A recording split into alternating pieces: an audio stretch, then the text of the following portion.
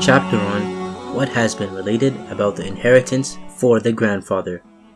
Imran bin Hussein narrated, a man came to the Prophet, peace be upon him, and said, "My son died, so what do I inherit from him?"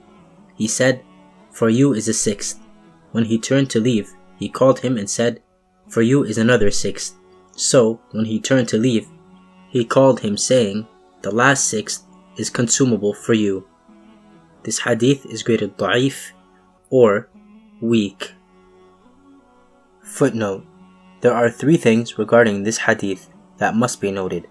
First, in the commentary Tuhfat al-Ahwadi, Sunan Abu Dawud, and Tuhfat al-Ashraf, it is "my son's son died," and this is in accordance with the chapter heading of the author. However, the hadith itself appears in the printed copy of Tuhfat al-Ahwadi as it appears here in our copy, so the publishers have retained this wording in any case. Second, in both Awn al-Ma'bud and Tuhfat al-Ahwadi, it is indicated that the man who died had two daughters, each of whom deserved a third.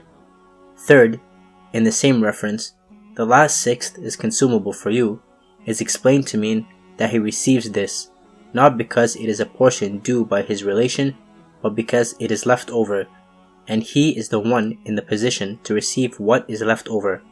However, the narration is weak. Comments: the fact of the matter in this case was that a certain person died leaving behind just two daughters and no sons. These daughters were, therefore, entitled to inherit 2/3 of their father's wealth. 1/3 share of the wealth still remained. The deceased person's father, grandfather to the daughters, therefore, inherited 1/6 of the wealth as recipient of the prescribed share, and another 1/6 as sustenance from Allah in his capacity as asabah, a term defined above.